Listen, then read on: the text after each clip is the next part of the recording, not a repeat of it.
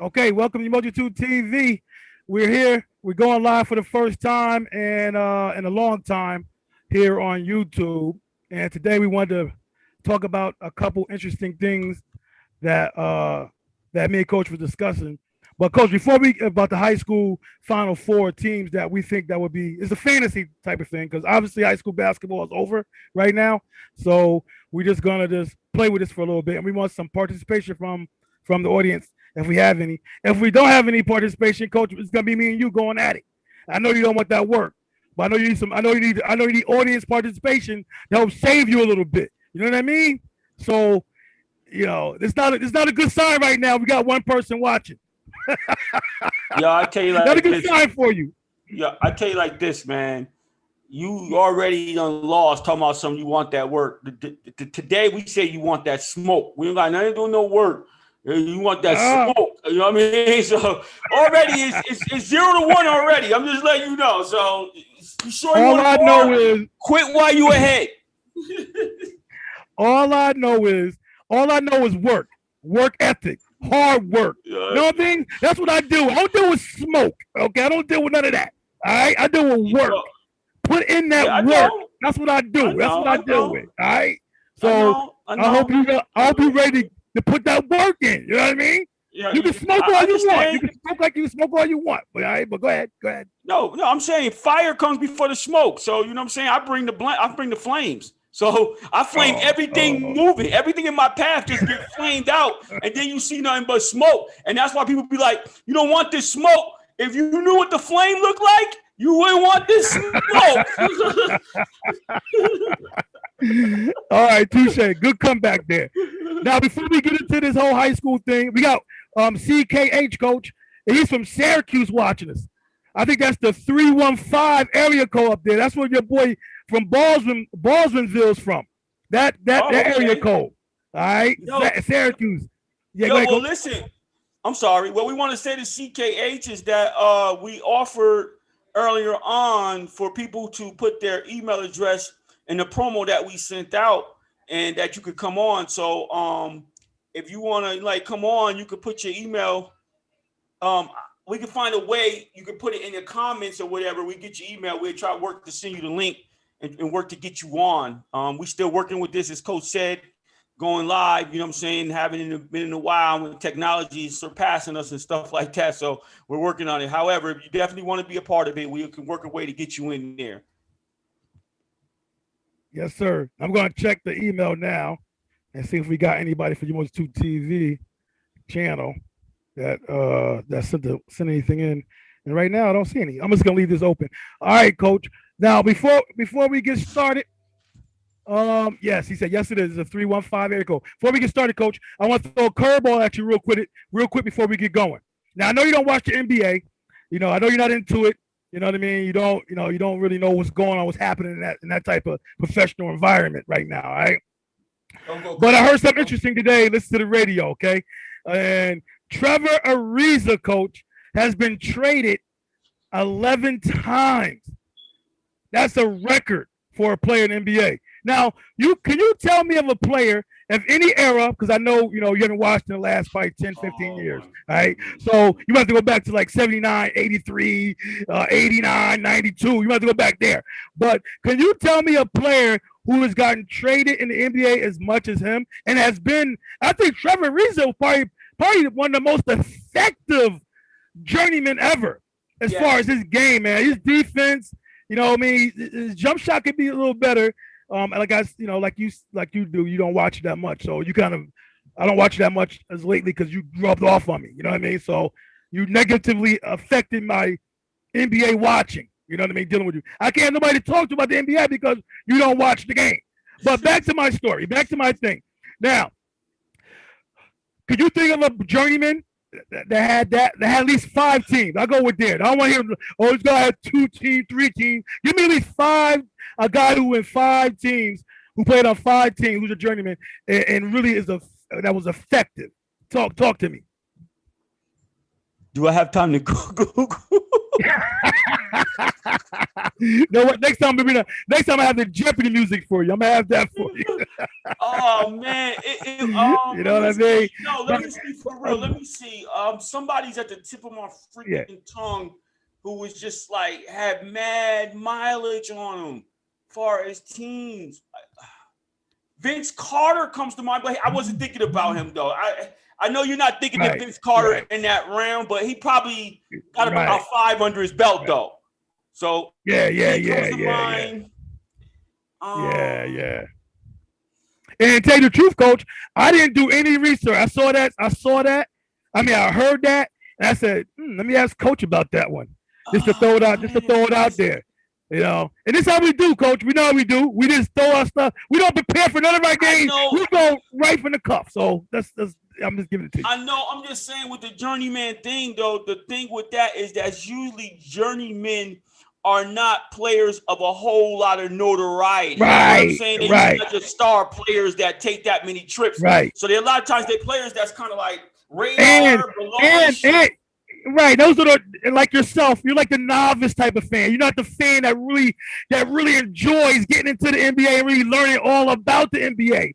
You guys only care about the star power type of guys. You know what I mean? So yeah, it's kind of tough dealing with talking to certain guys sometimes. You know what I mean? That really don't understand the game. Yeah, I know what you're saying about those certain guys that you're talking about too, man. It is difficult talking to those guys. I totally agree with you 100%. No question about it. Let me see if we got any comments out there. Oh, my boy CKH. My boy CKH is giving it up. He said JJ Starling is now at Lamira. I can't pronounce that name. It's Indiana. Yep, I know. We put up a little tribute to him about like the second week when they started. I saw him on TV. We put a little tribute out on him out there about his Baldwin days. We didn't get any footage of him at that school in Indiana, but he was a heck of a player, man. He lit it up when he came here to play Green Tech last year. He lit it up. Yeah, you know what I mean? Saw him recently, one of the best shooting right? performances I've ever seen at high school level. But go ahead, Coach. Yeah, we saw him recently, though, right? Yeah, we saw him at the Indiana team. We saw him at Indiana team. Yeah, we saw him, right. And he looked decent there, too. And they had a lot of praise talking about him and his potential and things of that nature. And anytime you can be able to stroke that rock, you got definitely a high probability of a chance. You know what I'm saying? Playing at different levels and higher levels when you can shoot the rock like he can shoot the ball, you know? So, definitely.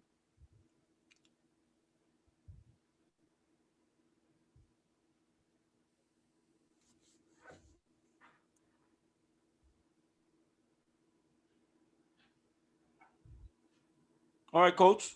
Can you hear me? Yeah. And it's crazy because your internet is slow, Coach. I like you frozen a little bit there too. Yeah, I hear you. All right. You do.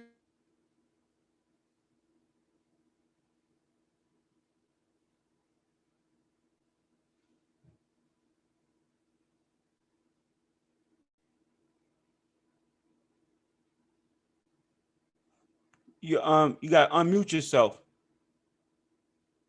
Unmute yourself.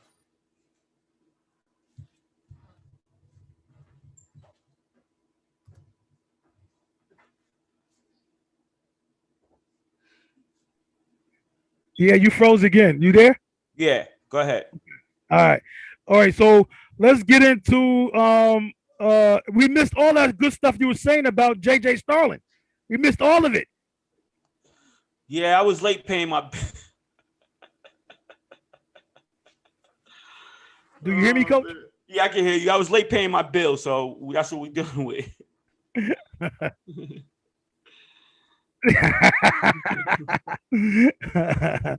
know what I mean? You know, we straight from the hood. We dealing with these issues. You know what I mean? Issues we deal with. You know what I mean? But Coach, you want to get right into it? Yeah. Okay. So the final four teams that we have we had up there earlier, those are the teams that we want to talk about. And we had two teams that were just on the outside looking in, right? And we saw a few teams this year. We saw a couple Class Bs, we saw a couple Class As, and we saw double A's, of course. You know what I mean? So we want to talk about the teams that we saw. Now, some other schools out there that think that you might have saw that we didn't see, and you think that they need some recognition to be talked about, send an email to us at Umoja2 at Umoja2TV at Umoja2TV at gmail.com. Okay, and that way we can get this all to you. Okay. All right. So first up is going to be the four teams. So the four teams we have are Army Academy, Shindahoa, Troy, and Coach. I'm missing one. Huh? I'm missing one. You listening to me? Yeah. Who's the last? Who's the fourth team? I said I'm missing one. Tell me it. Army Academy, Troy, Troy, and McKill. And who's the other one? And McKill. Okay. And McKill. So we want to talk about those four schools real quick. And we didn't see them, but we can talk about the seed right now, Coach, about those four. And we also had two looking in, right? That was really close. And that was LaSalle and Saratoga, right? And we could talk about that as well, about how they can be in it or how they just missed it and that good stuff. So we got some people here who want to chime in on that. That's fine as well. But we didn't see them. So, Coach, just tell me a few things that you like about. Let's start with the A's. Let's start with the letter A, Army Academy. Just tell me a few good things that you like about them. Don't give me a whole lot of soliloquy on them. Just give me some bullet points real quick. Marcus Jackson. Marcus Jackson.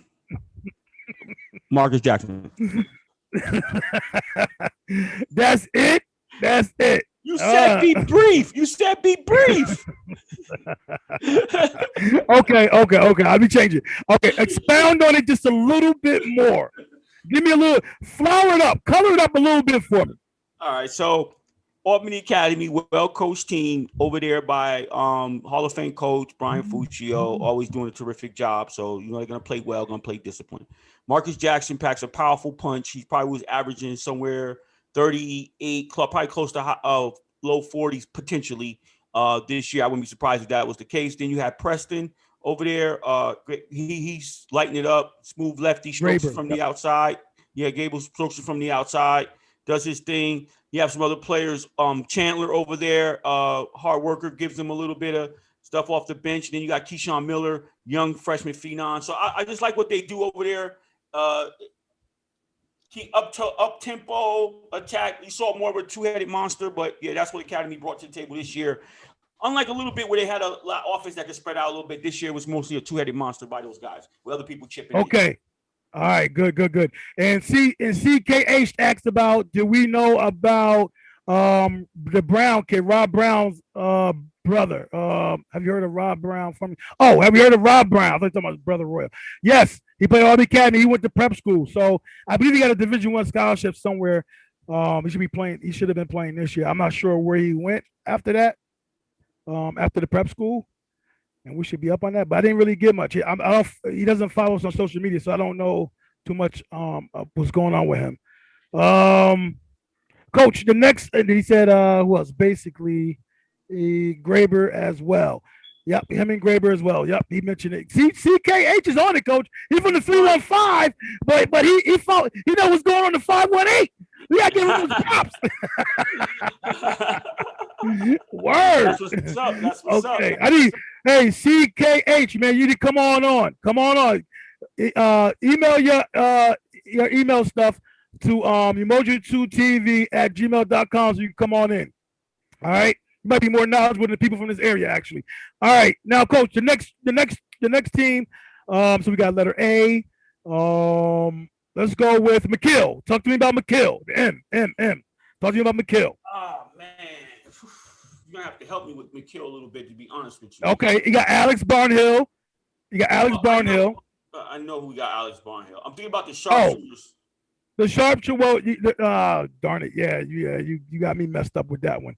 I was gonna say Rowdy, Roddy, Roddy, but I'm not sure if that's him or not. I think that's him. We can go with that. We can go with Roddy. Yeah, well, you got Alex Barnhill over there again. You have a well-coached team over there. Bowman, Chad Bowman. He's already in the. You know what, Coach? I didn't even know he was already in the Hall of Fame. Get out of here. Did you know that? No. Yeah, he's already in the Hall of Fame. Really? Yes. Are you serious? Yes. Wow. Yeah, he's an active coach who's currently in the Hall of Fame. So when we were talking about his coaching accolades, but you have him over there doing a terrific job. Done make them viable every year. And although they lost some pieces with De Jesus moving on, Alex Barnhill has still been shown to be a viable individual ball player who has done a lot of good things over there. Some of the shooters they got in that team, you got some nice shooters that stretch the floor, keep it open, allows Barnhill to attack a little bit. Got a gritty point guard over there, very solid, plays way bigger than his size. So the McKill team is, another well-coached team with some talent on the floor that can do some things as well. So very viable team, definitely. And they in the recent years, they have won a state championship, been viable every year. So they've proven themselves to be one of those top teams and top contenders year in and year out. No question about it. Okay, Coach. Then we got let's go with who you want to go with next out of Troy and Shin? Let's go with Shin. I mean, Shin is the Urban Council champions this year. Let's go with Shin. All right. So talk to me about Shin and about some of those things that those guys contributed to a successful season this year. Yeah, same thing. You know what I mean? Same thing with those guys. They over there by Hall of Fame coach Tony DeZekis. You know what I mean? So and they got some really good players over there in Martin, Spiak, Lavery, really tough guy over there. You got DeZekis, Devin DeZekis, the son of the coach. Very heady player, does some nice little gritty things. You got the big boy Morgan or Courtney. You got the big Courtney. Courtney doing some things over there. They're a well-coached team, well-played team. Got some skill set, stretches the floor, knock down three-pointers. What's reminiscent in my mind is when we were interviewing preseason over there in the gym, and we looked up, and there was all these guns all around the gym, and these guys were just shooting.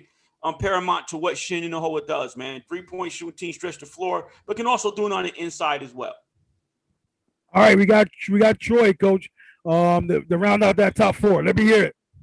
Yeah, Troy. We got the pleasure of seeing Troy several times this year. We almost to like a march of Troy all the way to the finals of the games we covered. But I mean, phenomenal backcourt with Hamby, proving himself to be a very poised guard who don't force a lot, scores in really opportune times, can score, prove himself to be a scorer. Then you have Rodriguez, in addition to that team, a transfer over from Green Tech, came in, fit really nicely in that system, and was able to add some punch, get loose, get some things done, reminiscent of when we saw him earlier on, when maybe even his freshman year. Was that watching him this year was a little reminiscent of that year that he had. And then you got Soto over there, very defensive player, but also can score. Has definitely offensive skill set.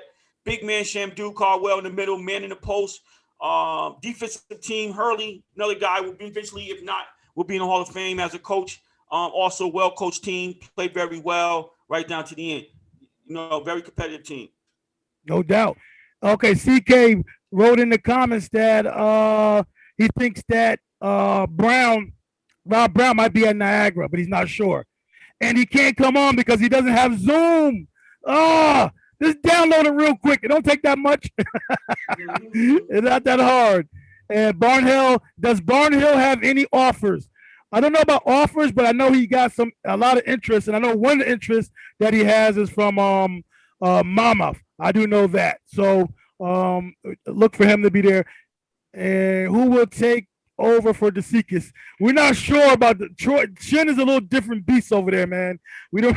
They do things a little different, so we don't know. I just know they better have somebody over there who can fit that bill because, Zulo and then DeZekis, those two guys, man, it's a hard act to follow over there.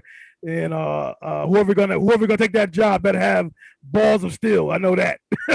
Yeah, you don't want to be the guy that replaced the guy. You want to be the guy that replaces the guy who replaced the guy. That's who you want to be. You know what I mean? Like that's right. You know what I'm saying? That's so. Yeah, and DeZekis is so awesome, man. Like his ability to share his time with us, and his intellect and his understanding of how to break down a game right after a game without even having to sit down a while and then look at his notes or look at video and then give you give you give his thoughts on the game. This dude here, the Seekers, is top notch as a guy and as as a person that just knows his basketball, man. Like, you sit down with that guy with a nice cold beverage and talk basketball for hours with that guy.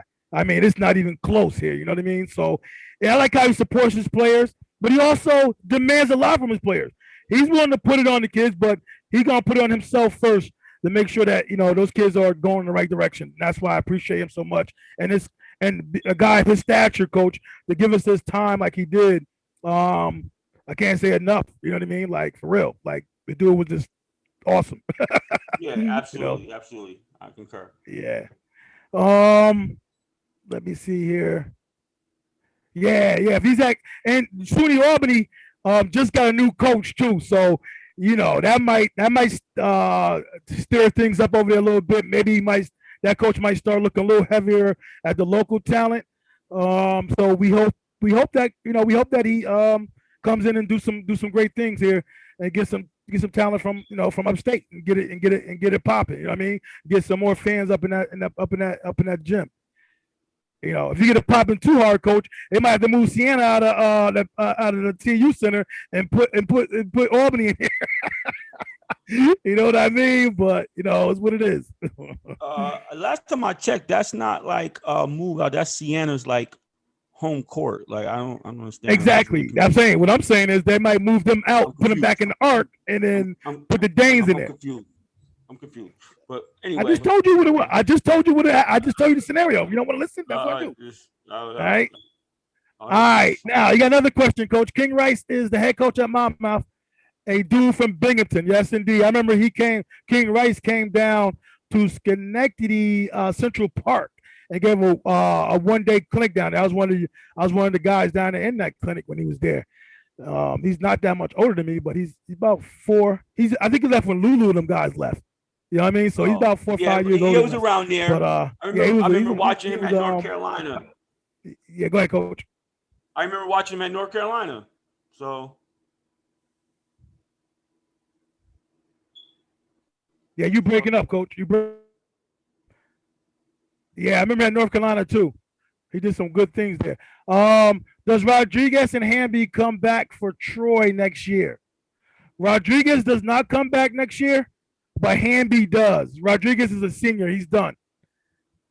That's what CK wants to know. CKH wants to know. All right, Coach. The last team's in. Saratoga and LaSalle. Talk to me about their strengths. Then we can talk about why you feel they shouldn't be in it, or how they missed it, or whatever. But go ahead. Saratoga, always again. Coach Usher has those guys ready to play, and we didn't have the fortunes of seeing those guys in the shortened season as much. So we did lay eyes on them, and what I thought was typical Saratoga team. I mean, when you think about having to leave them on the outside looking in, it becomes a difficult task. This is a team that has risen over the past several, like 5 or so plus years now, and have been getting it done. So you see their names are going a little. I'm working to get their names abreast back to me of some of the guys they still have there this year. But again, very solid team. And the thing about Saratoga is they have the ability to do it to you inside and outside. So given the fact that they provide that to you, they're going to be there. I mean, you got Chris Dofer, big boy inside. There was a big size team too. It'd be interesting what they would have been like to see them have cohesiveness the whole year, because we see what Matt Usher does with a team that he has the whole entire year with that kind of size inside and then them kind of ability from outside. So you had Dofer. O'Callahan was a kid, broke his hand, came back last game, but we saw that he provided some things to him. Luke Britton, one of their big-time scorers. We saw what he was able to do. Also, Caleb Lewis. This was a guy also that you can imagine, like, coming to the fold. He showed flashes of what he could do as well, and they had some other pieces in there like Dillian Wade, so forth and so on, Mike Larkin. So, yeah, Saratoga was a team that could be right there. It was just a skin of a chinny, whatever, or skin on your chin, or whatever that is, just getting on the outside looking in. Yeah. And go ahead with LaSalle. Go ahead with LaSalle. Talk about them. We saw them only one time this year against a quality opponent, very quality opponent, which was Academy. But talk to me about their strengths. Now, LaSalle 10-1 on the season, and we saw Greg Davis at Troy get a lot of 10-2. 10-2. That's right. 10-2 after that. But we saw coaching Greg Davis, who, over at Troy was getting things done, won a Class A championship before the re-arrival of Coach Hurley.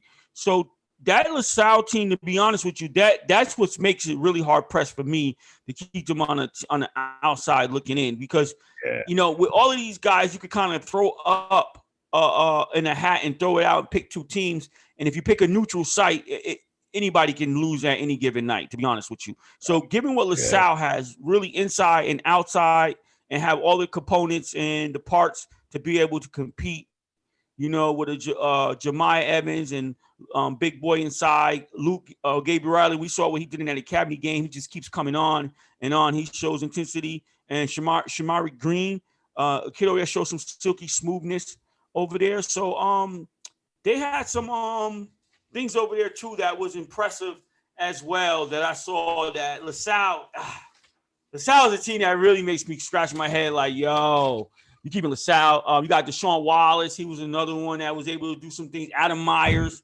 So tough. Yeah. Very, very, very tough. Very tough. All right. So let's talk about these four teams, Coach, and how do we see them?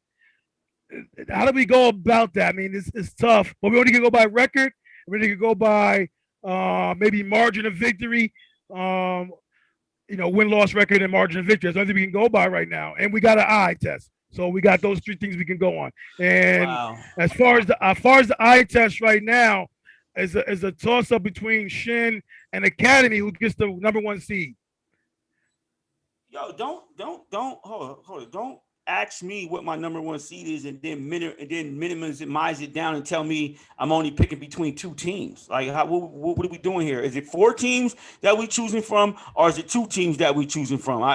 Is the rules changed? Let me know. I need to know. Okay, now, CKH said when I was talking about you up, he said true.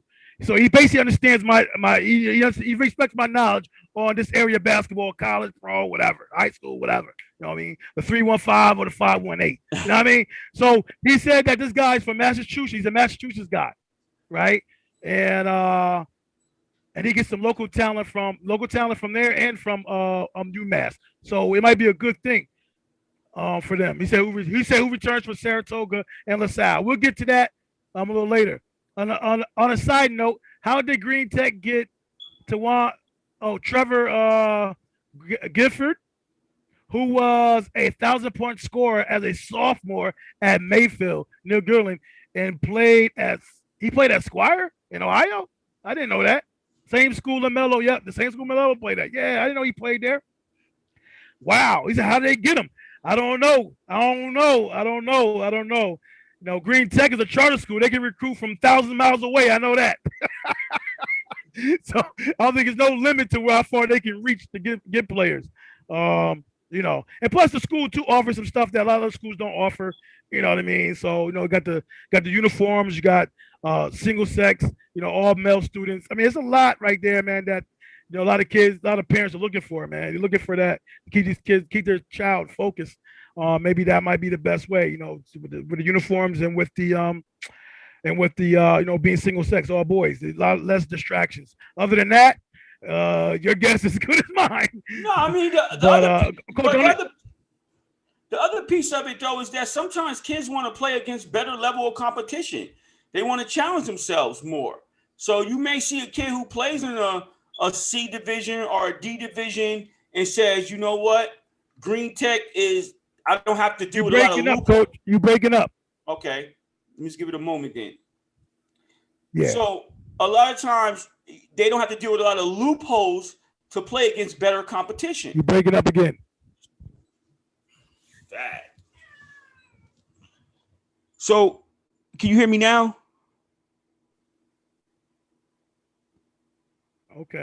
Okay. Can you hear me? Yes. All right. So what I was saying was sometimes these kids want to play against better competition. So if they're at a Class C or Class D school and they feel that they're gifted and they're talented and they want to challenge themselves against a higher level competition, then they don't have to go through all the loopholes to maybe go to a Green Tech, and play there and be able to play against a lot of good competition. And keep in mind, Green Tech right now doesn't belong to a conference, so they still have an independent schedule. So some of their games are real attractive on their schedule when they playing these teams from New York City or a good team from Connecticut or Massachusetts or what have you, that DC sometimes may not be able to offer a good athlete with competition game in and game out, night in, night out. So a lot of times it's not so much a recruitment type of thing. It's the kids trying to challenge themselves. And you got to respect that. Yeah. No question. No question. All right. He seemed to agree with us. He says yes. All right. Going back to what I was talking about, you narrowed it down to 2 teams for me. Is it 2 teams or is it 4 teams I'm choosing for number 1? I'm trying to figure this out here.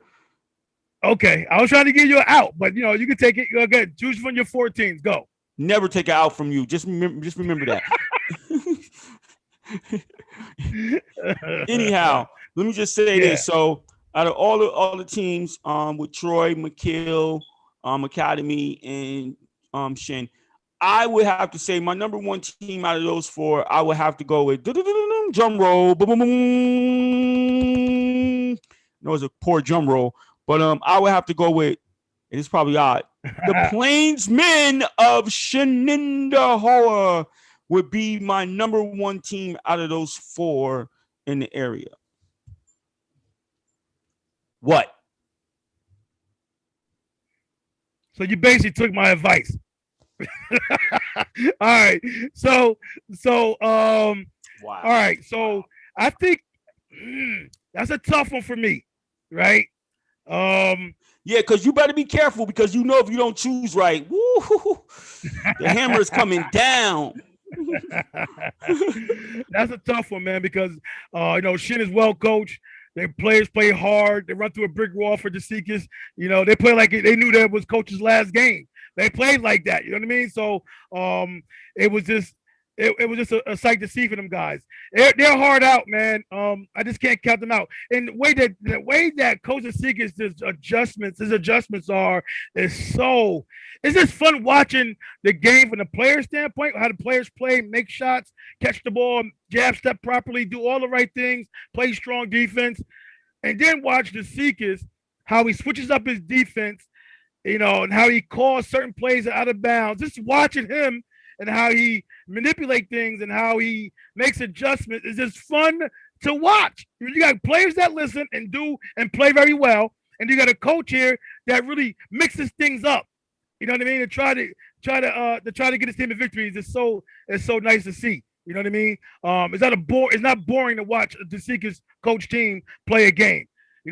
As a sportscaster, as us sportscasting these games, man, we are constantly on our toes trying to figure out what Coach Seekers is doing.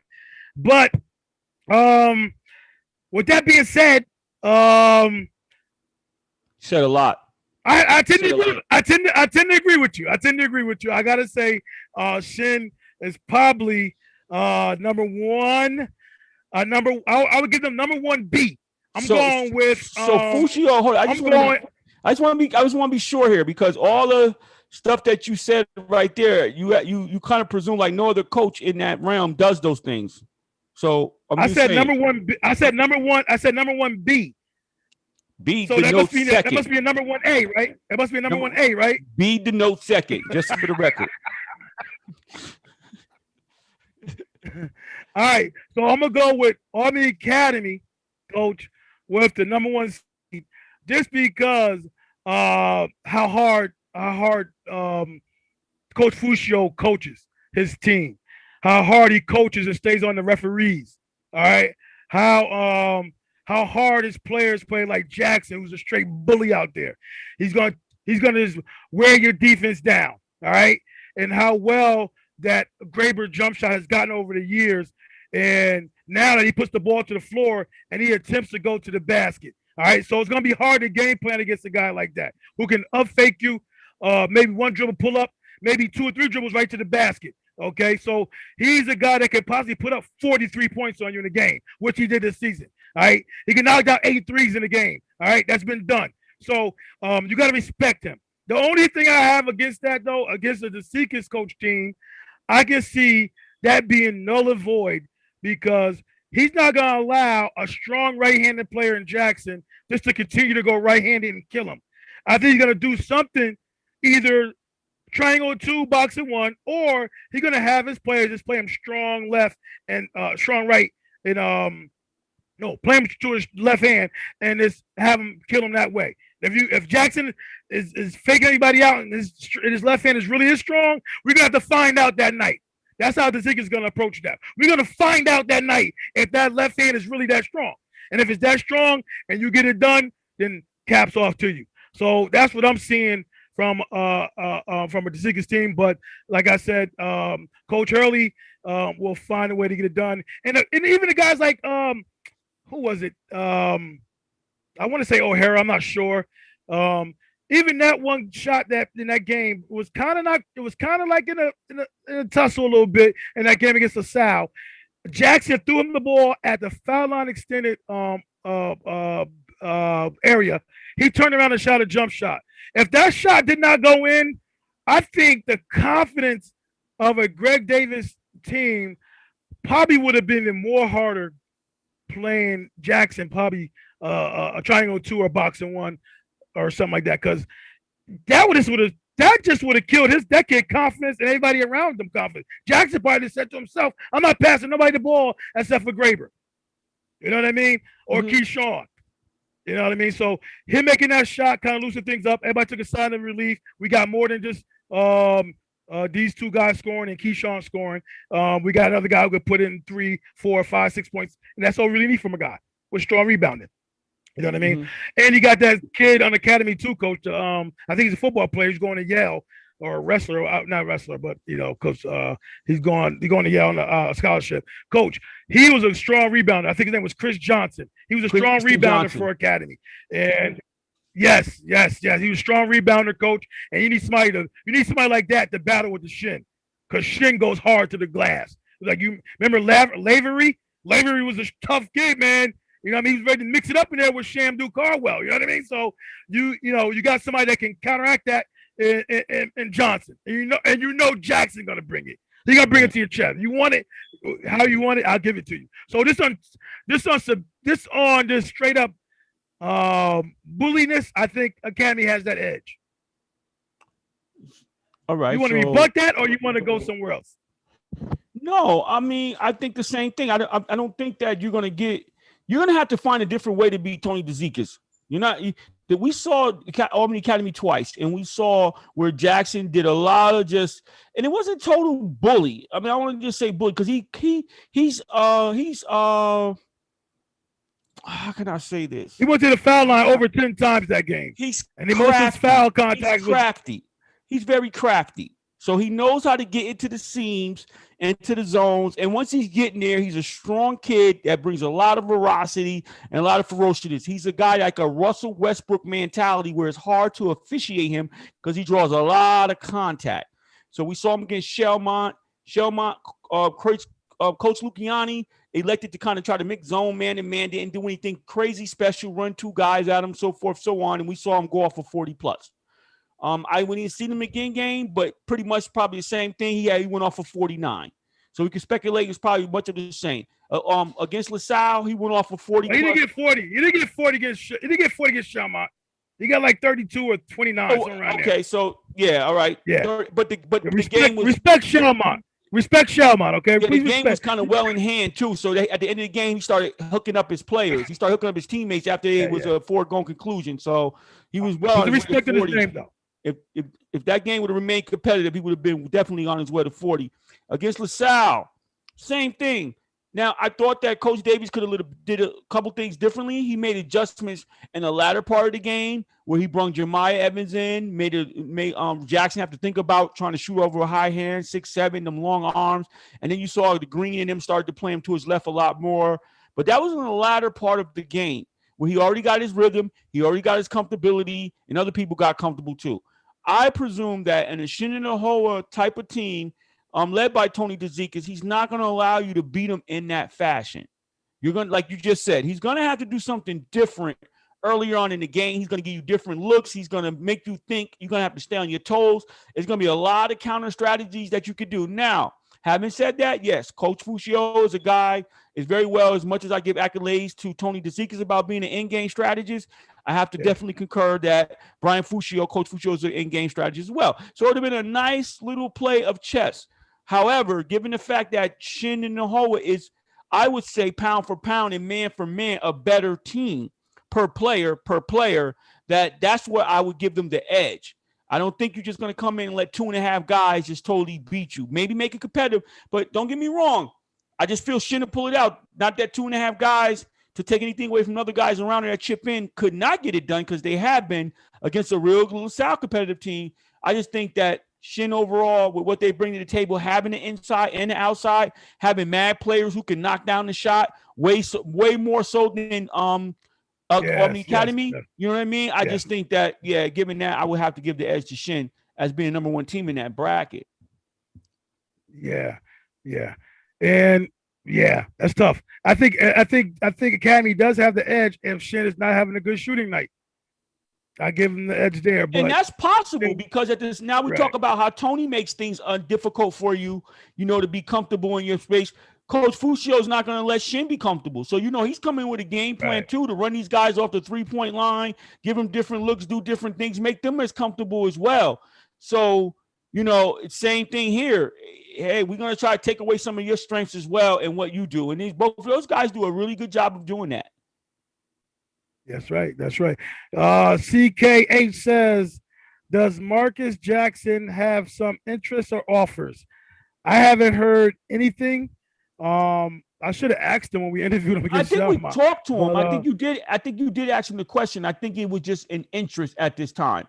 I think it might not have been so much on camera, but prior to the interview, I think you asked him, hey, what schools are you looking at and certain things? And I think he said, I got some interest. He didn't say he had, and it was like not heavy interest either. It was just like, I'm looking at some colleges, that type of thing. Some colleges looking at me as well. That could have changed. That was early on in the season. So that's not up to the date. So just be mindful of that. Yes. Okay, Coach. We got the number 3 seed between Troy and McGill. Who you rocking with? Wow. Let me take a sip. Wow, I got him stomped. He wasn't ready for that one, I guess. I was you stomped me, yeah, that's in your dreams. But let me see here. I have to probably go with Troy. Gotta go with Troy. Okay, don't study long, study wrong. I studied enough. Are you going with Troy? Okay, you're going with Troy. Yeah, I'm going with Troy. So that leaves McGill at the number 4 spot. Okay. Yeah. All right. Now.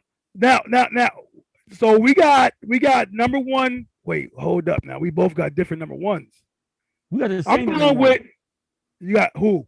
Shin. Who got Shin number 1? I do. Oh yeah, I got Academy number 1. Oh, I didn't know that. What are you talking about? Wow, this is crazy. You know what I mean? That's what it is. I pick Academy. I don't know from what you just stated, how you stated it. I don't think anyone could realize that you were saying that you were taking Academy, but I could have swore you said something. I said Shin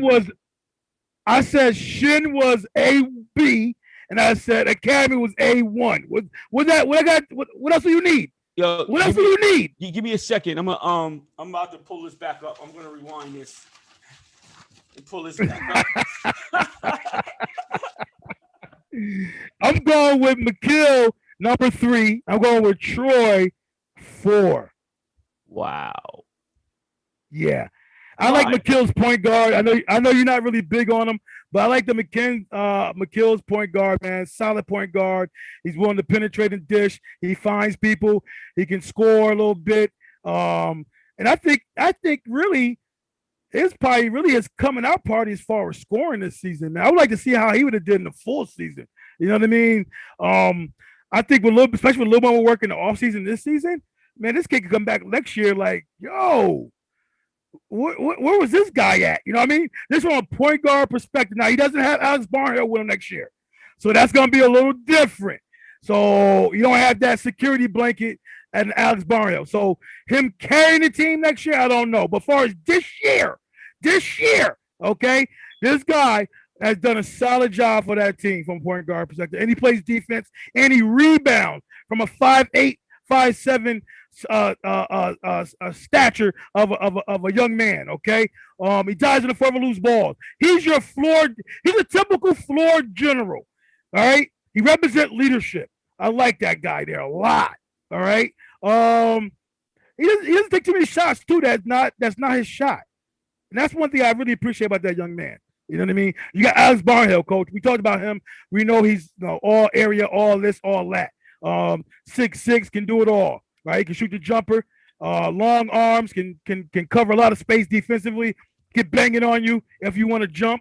If you don't jump, still dunking it. You know what I mean? And he seems to be a real good, coachable kid. Then you got Rowdy. Hope I got his name right. The jump shooter there, who can knock it down. They got another guy too. I think his name was Kane, who got hurt with the shoulder problem. He left the game early. He can knock down the three. So they got a couple guys on that team that can really knock down the three ball. Okay, and you got Bowman. And Bowman coaches hard on that sideline as well. He wasn't no little church mouse over there, coach. He was out there barking to his players. He was giving a little bit to the referees if he saw something wasn't right. Okay, so I guess now I can see why he's a Hall of Fame coach. You know what I mean? He gives it up, and he wasn't berating the refs or anything like that. He was, when he saw something wasn't right, he stressed himself. It wasn't every time down the floor barking on the refs. So I can really appreciate his style of coaching. But Troy, coach, Troy played well, coach, in the 3 games we covered him. You know what I mean? And Hamby, coach, he showed me a lot as far as his ability just to make solid, clean shots, man. Clean moves, clean shots. I can see next year, man, him really just, if he could just rebound a little bit more defensively, like I said in the sportscast, man, his value would be even more. It would just show so much more clearer. You know what I mean? And you have Peterson and you had Soto there, coach.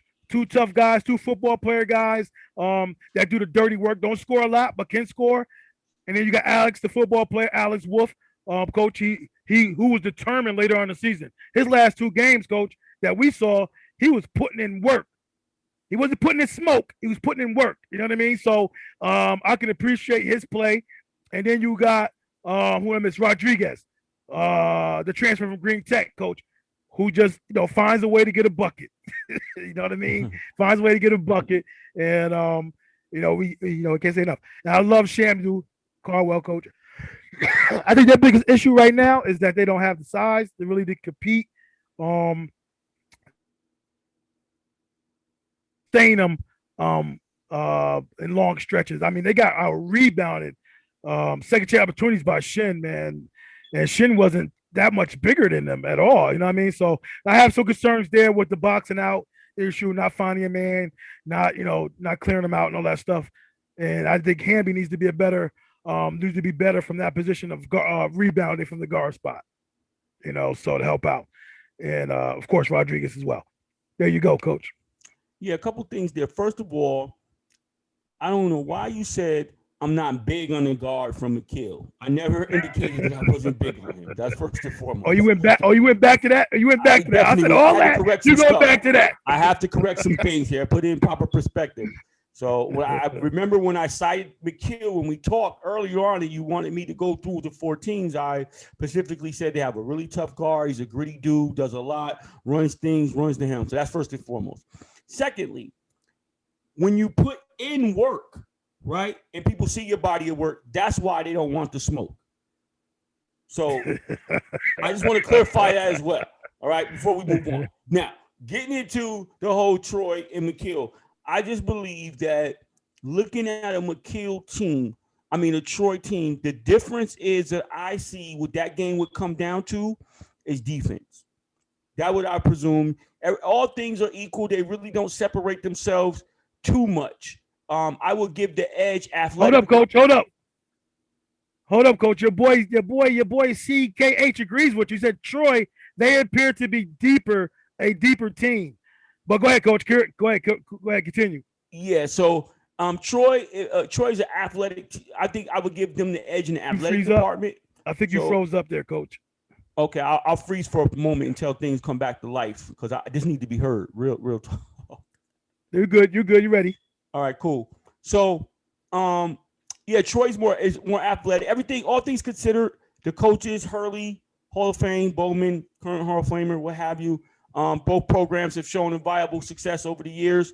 A man to a man, they kind of even out a little bit, but the edge athletically and maybe even skill set will have to go to Troy.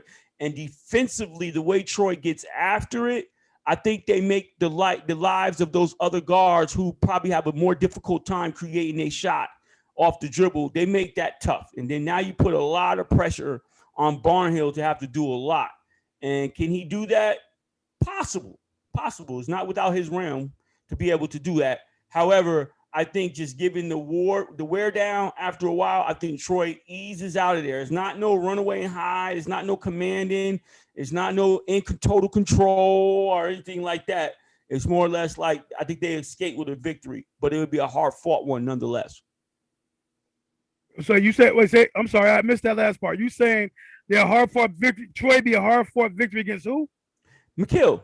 It'll be a hard fought victory, but Troy would escape nonetheless with the W. But those two are not playing each other in the first round. Oh, you going? Okay, I didn't realize. Okay, got you. Yeah. You forgot how tournaments run. Okay, I get it. Well, I get it. But I'm not. All right. I'm not going to even get. I'm not going to. So in the first round. Say it again, Coach. I'm not gonna get into that because you jacked this up for the beginning, so I'm gonna just let you rock before.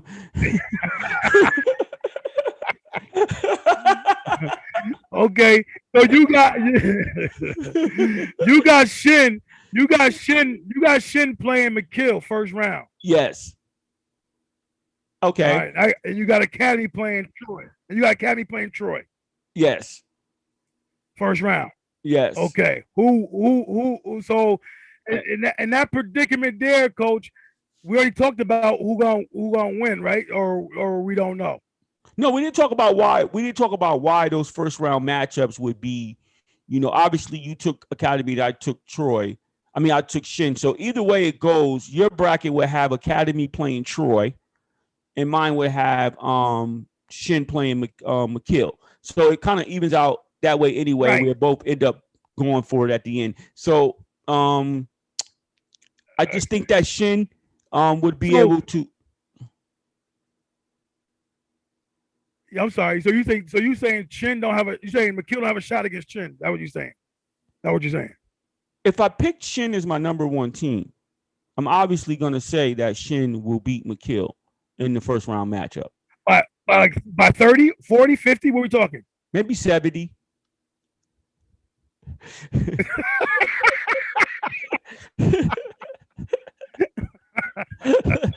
Wow. Unbelievable. So for my first round match, I just believe that it'll be a really good game. But again, I think from a skill perspective, I think that Shin Ho probably gets the edge in that category as well. And when you look at maybe other factors in the 3-2 zone that Shin plays, Alex will have he'll get his and probably have to lean on a little bit more than he probably would like to. And could he cash in potentially? Well, I think that he may get his, but it might be some other people that come up short at the table, which will probably define that game and would give Shin definitely walking away with a victory. I would say I say 8 points. I say Shin would walk away with an 8-point victory in a game like that. Okay. And I got Academy versus Troy in the first one, right? Yeah. I'm going with the upset. I'm going with Troy over Academy in that matchup there. Okay. I think Troy just got too many dogs. And after Hurley coaches his players just as hard as Fushio does. And I think Hurley just has more athletes that it is get after it against Academy. I'm sorry. I just think Troy comes with the upset. And it is win. Point blank. It might be by 1 or 2, but they get it done. I can't.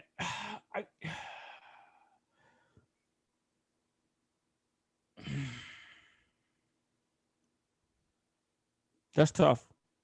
That's tough. That's tough. That's tough. That's tough. That's tough. Yeah. That's tough. So I got Academy out. You got McKill out, right? Right. So now you got a second. You got championship game. You got Shin playing. You got Shin playing Academy. Yeah. No, who you got? Well, no, I have Shin. I have Shin advancing, and in another bracket it'd be Academy against Troy, and Academy is Troy. Right, right. Who you got? and you got Troy. You saying Troy would escape with a victory? Yeah, it's right with escape. A neutral floor too. Not at Academy. Not at Academy. It's gonna be the neutral floor. I have to go. I was. That's tough. It's tough. It's tough. I would go with.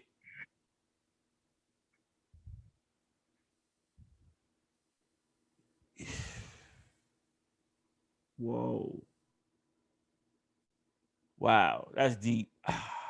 Because it's hard for me because the same way I said like that they're gonna get by. They're gonna find a way to get it done against Academy, right? If they're not into it, if they hung out the night before, if they just they had a fight with their girlfriend or something, they're just not in sync, man. It's not gonna go their way. But if they're a focused team, man, Troy winning that game. They already showed to be focused. I don't think you have to worry about any externals.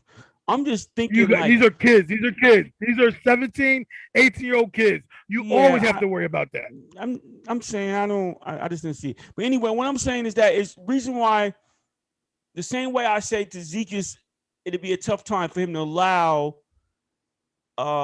Academy or Jackson the way they've been winning to beat him too in that manner. It's just that's difficult for me. I'm gonna have to go with Academy. And the reason why I'm gonna go with Academy is because I think if it comes down to a close game and just having Jackson, when you pair up who your ball is gonna be in the hands at the end of the game versus who's gonna be in the hands at the end of their game at the other end, and who probably will cash in more, I would have to probably go with Jackson because he's gonna get to the free throw line minimally if he's not experiencing any foul trouble in that game. And sometimes it's weird because it can work for you when you talk about team camaraderie and team chemistry with Troy, and you talk to them and they talk about how they like playing with each other, and if they're not on because the other one can be on, and sometimes they open it up for them and they open it up for this one, or I may open it up for him, and that's nice and stuff like that. Sometimes in games, it's good to know when it comes down in the end who the guy is and who we gonna go feast to famine. And so Troy, sometimes if the guy that's been carrying you all of a sudden gets cold, if that other guy doesn't step up in that time when you go cold, like we saw with him, he kind of got cold towards the end of the game, missed his last three after making his first three before that. It's like, okay, we got to hope Rodriguez, gets going if he hasn't gotten going or what have you. We got to hope Caldwell maybe gets some putbacks. With Academy, it's Jackson. It's Jackson and Preston. So it's not a question there. And when you look at that, and if you say it comes down to that, and a guy that's already ready, knows what he's going to do, know what it has to be done, then Jackson is going to get it done. And he doesn't settle for jump shots to get it done either. He puts pressure on the defense to defend him the right and correct way. So, and even when you do, we show that he hits tough shots as well. So all those shots that he gets is not bully ball layups. He's fading away here, coming in with a floater or runner, finishing on the other side. So I think if it came down to it, I would just have to give the edge to the Academy on that alone, knowing that down the edge, I would have to go with Jackson on the court, probably over all those other guys.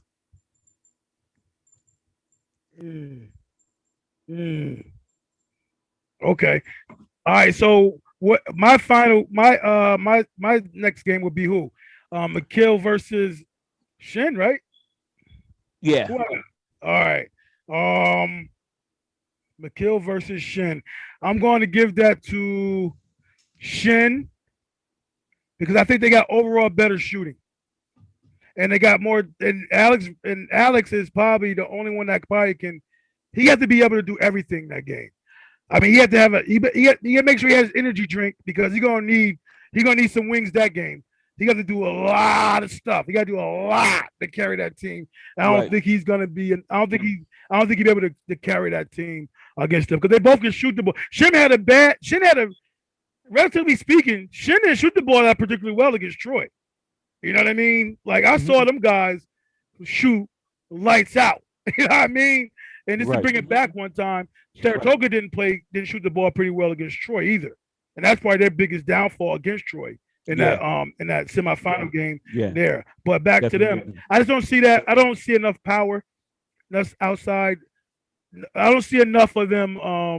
And Shin has better athletes. They got guys that can put in the floor and really get a basket, drive into the basket. Yeah, no doubt. I mean, they can literally do that. I don't see that too often from a lot of those guys on the McKill team, besides the point guard, right?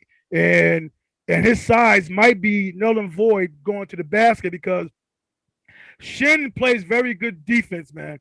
Their help in recovery has been pretty good, you know. So I just see McKill. I see McKill going down by about 15, 16, 17, somewhere around there. Wow. It'd be a good game. It'd be a late blowout. It'd be like 4 minutes left.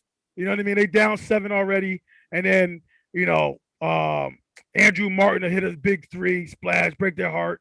You know what I mean? They come down, rush a shot.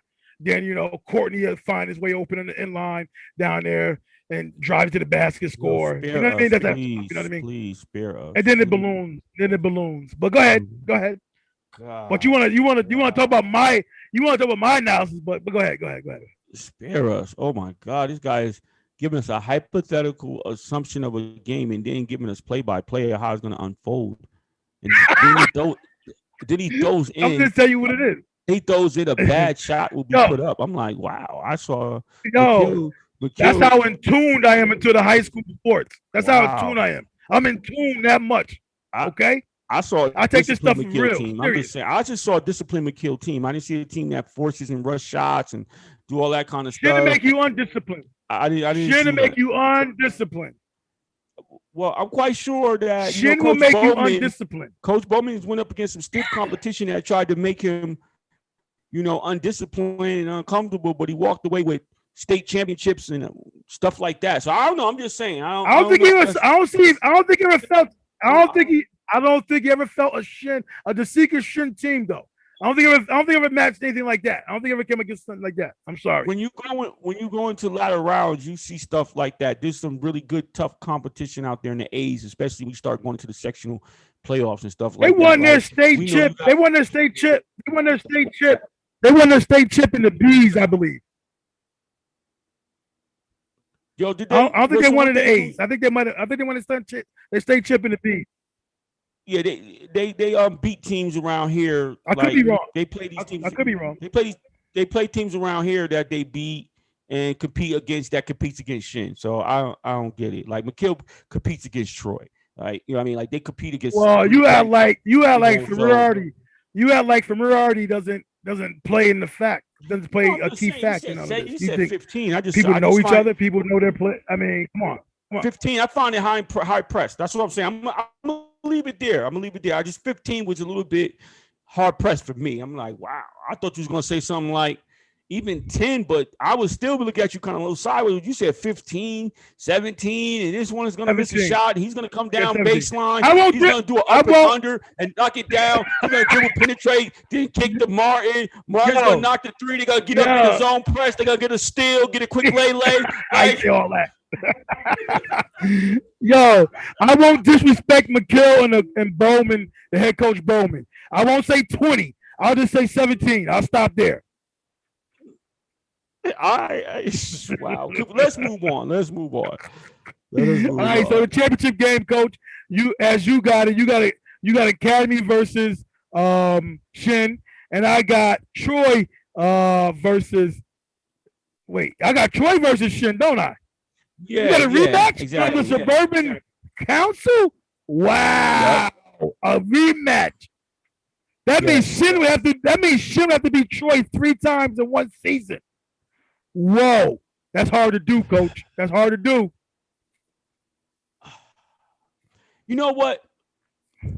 What you want me to go with first? Because you want me to go with my selection as far as Shin versus Academy. No, go with You mine can first. You can go with yours first. Yeah. Why am I not surprised? All right. You mentioned it. I guess you wasn't ready, but go ahead. So what I would say with Troy versus Shin, first of all, one of the things I said is that typically these type of games aren't played on a home court or championship game. It's usually at a neutral site. Right. Typically. You know what I'm saying? So what I will say is that Troy versus Shin, I would probably go with.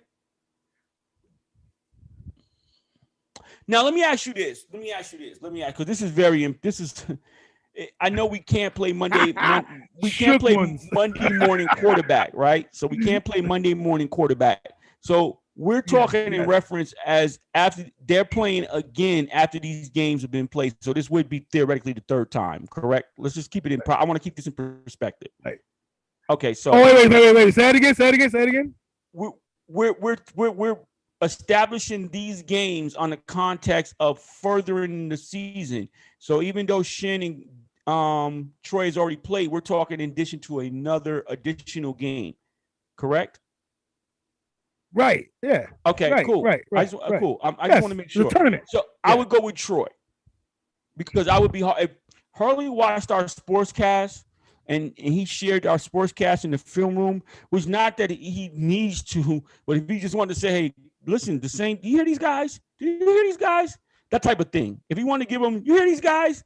The guys that come around and cover our game, the guys that interview us after the games that we win, you hear these guys? Box out was our number one Achilles heel that cost us the game. We can denote some calls in that game or whatever. However, if you look at the amount of offensive rebounds that T.W.O got in the course of that game and towards the tail end of the game on some crucial possessions, I gotta think that Hurley would make sure that was crossed off the board the next time out. Everything else, it kind of fared well. They battled them and overcame some things in the course of the game, and it still came down to the wire. They had a shot and all those type of things. But if you look at the box out disparity and rebounding disparity, and in particular the offensive rebounds, they gave a game like Shin way too many possessions to think they can. The fact that they even was around in that game after all the extra possessions they gave them was even remarkable. You know what I'm saying? Real talk. Right. So I would. And this might be the only thing that we agree on.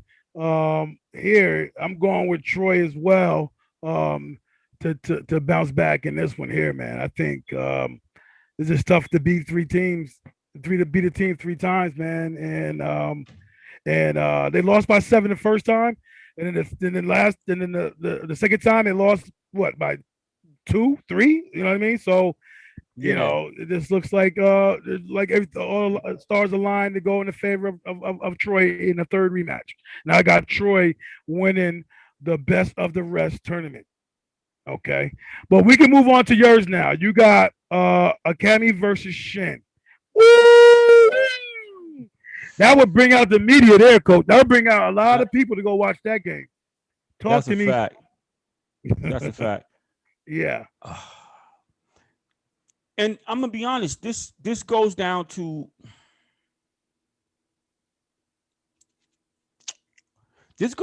really watching the LaSalle Academy game, and I saw vulnerability in the Academy, and this was a good year for Academy to play. A lot of the teams in the past didn't want to play Academy by right. I mean, this year we saw Movie who went to prep school amid all of the things that were going on. So they typically would have someone they have that 7-footer there, which would make it extremely difficult. So this year actually provided a good opportunity for local teams to have a chance at playing academy fairly being on equal footing, so to speak, for lack of a better term. So having said that, I saw vulnerability in him a little bit against the LaSalle game. And we don't have to go over the calls ad nauseum, but we were there and we witnessed what happened, and we saw it was a lot of things that was undesirable probably for Coach Davis' eye. However, it was some vulnerability where that game came down to, if it played out without any externals, you would have to say that it was a great possibility that LaSalle was going to come away from there at Albany Academy, mind you, with a victory. So when I look at a probably more poised Shenandoah team, probably with a little bit more better weapons than the LaSalle team. I think every position by position, Shin is probably a little bit more polished, and knows where things are going to come from and how you're going to get them. Which sometimes LaSalle, you kind of know, but you don't know who really is going to show up. You know what I mean? From what I saw, you don't really know. You said LaSalle? You said LaSalle? LaSalle. Yeah, they have so many different pieces. Yeah. Why you say LaSalle though? Because I was making a comparison that when I saw the LaSalle game against, or what have you, that's what I was making a comparison. But so when guys who may show up, who may not show up, or what have you. But with Shin, it's pretty consistent, right? So I just think with that consistency and the way they play, and not allowing, Jackson to do the things that he did in that game, because Preston down the stretch went ice cold from the field. He was really nowhere to be found down the stretch in that game. And Jackson was kind of like put the super cape on. So if that happens against a Shin team, I'm not sure that Jackson and Tillery came up some shots too. Yeah, Tillery did. Yeah, definitely. Don't forget about Tillery. No question about it. Keyshawn definitely did his thing. So I just don't think if you have that situation where Preston struggles, and you got to look for a freshman to kind of be the guy that steps up in that situation against a team like Shin, who likes to play the 3-2, forces you to kind of shoot from the outside. They have enough bigs inside where I got to believe Tony DeZikas would have made that adjustment a lot earlier, had someone on the inside that Jackson has to score over with high hands, and they're going to be fundamentally sound, keep their ground, make them make that shot. They're going to recover. They're already in the 3-2, and it's probably not going to be penetrating and getting those seams and hitting those gaps as easy. So given those circumstances, I can see where Shenandoah potentially can come away with a victory against a Fushio-led Albany Academy team. And I would say probably by 5, and that's pushing it, because Fushio is such a warrior that that these guys are going to have to go down, scratching and clawing. It won't be when they to beat them. To beat the guy like Fushio is almost like you got to really knock him out. You know what I'm saying? You can't let him keep getting back up, all that kind of stuff. You got to really knock him out. And that's hard to do with a Fushio-led team. That's hard to do. Yeah, so I don't perceive that you'll see anything like that. So I would give 5, and I think that might be a little stretch. So you give them, you said a 5-point victory? Yeah. Okay, so Shin wins in 5 by 5 points. By 5, yeah. Yeah. Okay. All right. Okay. All right. Yep. You said a whole lot just to get to 5 points. I tell you that. Yeah. So there you have it. I think mine is more realistic than yours. 5 points is a lot. But we'll let the people say it again. 5 points is a lot. You're talking about an Albany Academy team that hasn't lost here locally, probably when somebody can even remember. I mean, nobody plays him here locally, so, and they're not used to losing. So 5 is a lot. These are guys that go like 24-1 and win federation titles and stuff like that, are losing the federation game by like a point or 2, or play the number 9 team. What are you talking about? What are you talking about? Every coach we talk to always said that was last year. We're not talking about last year. We're not worried about last year. We're not worried about 10 years ago. We're not worried about that. It's a new year. What are you talking about right now? I don't understand. Why does that even matter what they did 30 years ago? What does that mean? Yeah, because sometimes you battle against that aura and that's enough sometimes. There's no Mobley. There's no Mark. There's no Andre Jackson. Cut it out. Cut it out. They're not scary. They're not scary. Are you kidding me? Scary? Stop. That's why I said 5 is hard. What are you talking about? They're not scary. We wouldn't. If they were scary, we wouldn't be having this conversation. You bring up all this federation. Yeah, but if they were scary, you bring this federation, the state, you bring all this federation stuff. I don't care about all that right now. That means nothing. That means nothing. It just speaks to the pedigree of that organization and that team and what they do. And so you just never going to be able to walk into their gym and feel like, yo, we're going to come in. Matter of fact, if you escape with a victory, you on your high horse. So this was the year of vulnerability for Albany Academy, and whoever didn't get in line or worked to get in line to try to get a shot, it didn't work out for you. So that's all I'm saying. That's it. That's true. I'll give you that. I definitely give you that. Word. All right, Coach. Who's your Give me some players you really liked and you saw on the sportscast or on the condensed games this year. Give me about 5 guys. Or 7. I like number 7. 5 guys. So Alex Barnhill. This. Okay. Alex Barnhill is 1. And this is just period, right? Or I don't know. What you need my help or you got this? I mean, let me know. All right, say less. Alex Barnhill. Frank, I like the Gifford kid at Green Tech. Wait, so you need my help or no? I like the Gifford kid at Green Tech. Okay. All right. I like Hamby. I like Rodriguez. Okay. I like Jackson.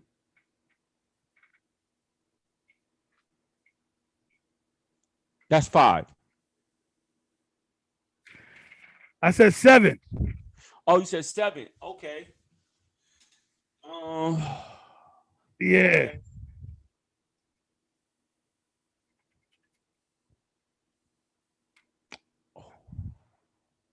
I like Preston.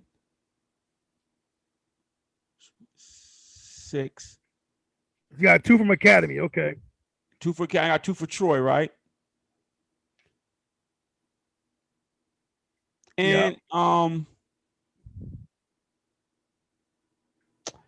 you could throw, you got to throw. You could throw Walton also from Green Tech. Who or Walton? Yeah. Okay.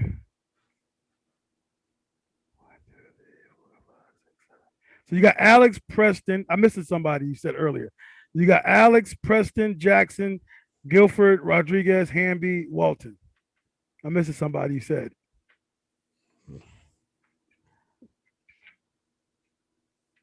Dang. Who was that person? It was somebody in your top 5 too. It was top 5. Well, I had Barnhill first. I didn't know it was top.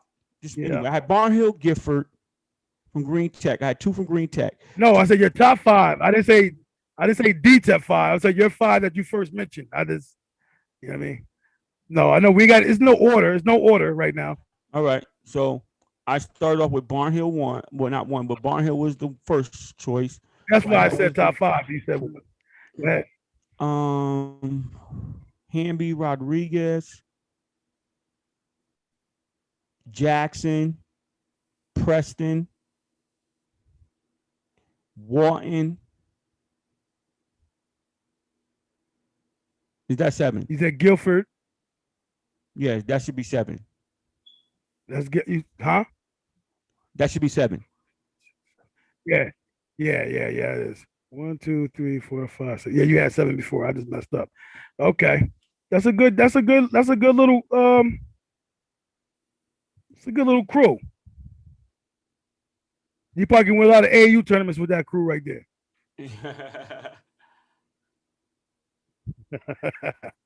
Yeah, he said Alex CKH. He said Alex Barnhill. That's who Alex is. That's his number 1 pick. Whatever. Barnhill said. Wow. Yeah. Okay. All right, Coach, we're gonna end this in 15 minutes. That's what you want to do, right? Yes. Okay. That's All right. it may be What 5. It topic don't you take me want to that long to discuss? slay you. Well, that's a couple top. That's one I had, but all right, give me your Now this is gonna be difficult to do. What's your top picks? Top pick. Oh, you want mine? Yeah. My What's wrong top with five? you? Wow, You wow, serious? wow, wow, wow. I mean, I mean, my top is maybe a little different than yours. You know what I mean? Yeah, I suspect so. You understand, right? Like, I'm Yeah, I out there a believe. little more than you, so I see a lot more. I see a lot more talent than you do. You know what I mean? So, I might be a little different. You know. If you were the same, I would go get my head checked. I'd be something would be wrong with me if you had the same fire I had. Oh no, That's scary. yeah, it's That's definitely not the scary. same. You know. Let me see here. Let me try to give you. Let me try to give you five guys. Let me see. I gotta recollect. I wasn't prepared to answer my own question. You know what I mean? But I'll do it just for you. Okay, just for you. Let me see here. Now I gotta go back and see how many games we played. How many games were played. Okay, I'm gonna go with this. I got Alex Barhill.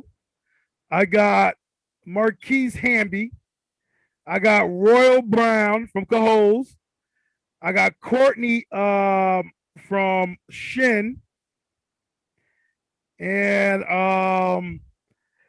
that's how many that's 4 or 5, coach. That's 4. And I got Jackson from Academy. Okay, cool, That's 5. cool, Okay. cool. Yeah. So there we go. There we go. I think my AU team will smack your team, but we'll go. We'll chill. We'll chill for now. All right. I'm not gonna even say nothing. I'm not gonna say nothing All else. right, coach. Any parting words? Any parting words? Um, I think again, I like I always do when me and you are on and things go on. I always, shown to be the one with the higher level of knowledge when it comes to this area, high school basketball stuff. So, first and I foremost, don't think so people agree. I don't think many agree with that. I don't think many people so agree with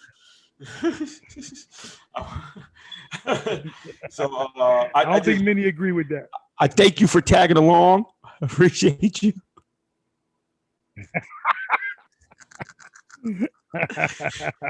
I want to. My parting words. I want to do more of this, and I just want more participation. We're gonna really open it up to really have some real good dialogue with the fan base out there in area high school basketball, and some of our followers, our subscribers, and all that stuff, and continue to share, follow, subscribe, and all that good stuff. So I'm just looking forward to having more of these conversations in depth, covering our local kids in the area, giving them that light and giving them that good feedback as well to help them and assist them in their journey. So yeah, coach, I just love the opportunity to come on and talk shop and talk about something that I enjoy doing myself and every aspect of the game. So whether that be coaching, playing, officiating, whatever it may be, I just enjoy every aspect of it. So that's what I would say.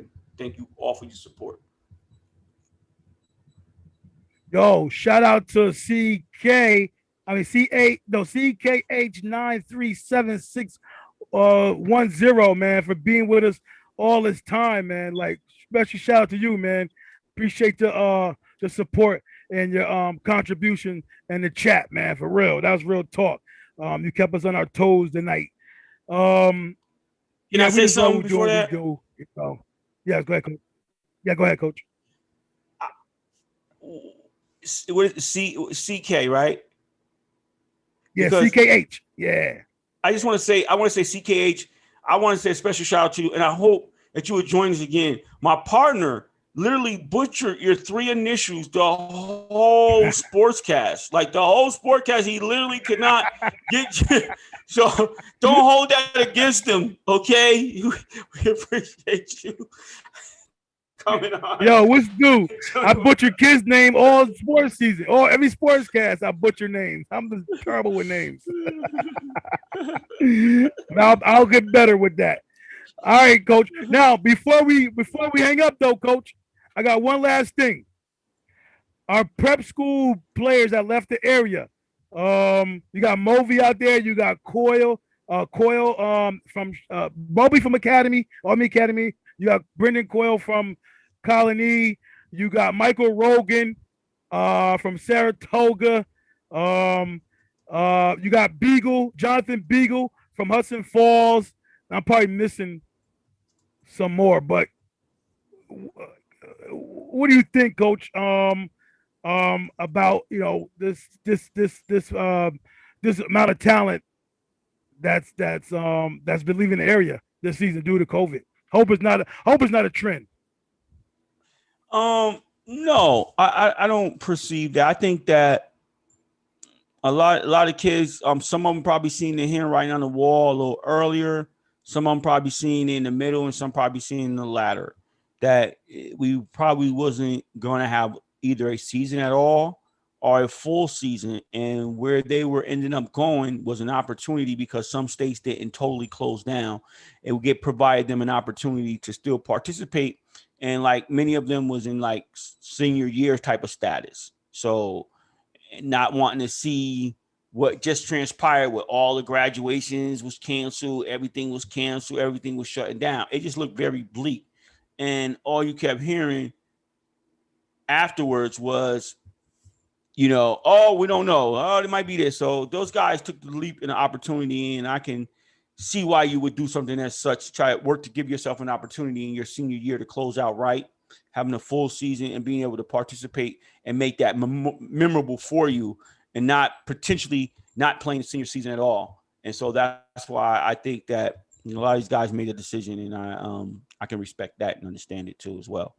But I don't see it as a trend though. Okay, cool. All right, what's gonna be our next topic next time? We're gonna have video up too next time. Probably break it down, whatever you're gonna be breaking down, maybe a player or some plays that the coaches bring, that the coaches do. Might do that. Might even have a coach to talk about a play that we like that we saw him do during the season. That might be something we might want to look into doing as well. Just let me know. What I want the fans to let us know what they want to see actually. So anybody out there, we got 6 people watching, put in the chat what you want to see more of on the live, and hopefully we can get that to you. All right. Coach, we're gonna sign off here. You want to do TV? One more thing. I'm sorry, Coach. Tell your boy CK to download Zoom. Yep. That's another thing. Yes. There it is. Oh yeah. CK, download Zoom. CKH. We need you in the building, man. You might be one of our contributors from the 315. So at the high school season and for the AU season. So you could be a great resource to us, and we can help each other out. You know what I mean? Like real talk. Let's get some conversation going upstate, man, about this high school ball. Our kids need exposure, man. We got to get it out there as much as we can. All right, upstate United. That's a new coach. That's a new AU team. Upstate United. Wow, I like that. Anything with unite, anything sounds like united, unity, Umoja, like that. I like that. Yeah. You want to tell the people what Umoja stand for, Coach? Umoja 2-4? Tell them what it is. Give them a little. Yeah, I can tell them real quick. Umoja is a African Swahili word that means unity, and the T, the W, and the O stands as an acronym for the way out. So we know unity is the way out. And so that's what we like to bring. And so unification and unified and all those good things that says unity and all that good stuff is all us.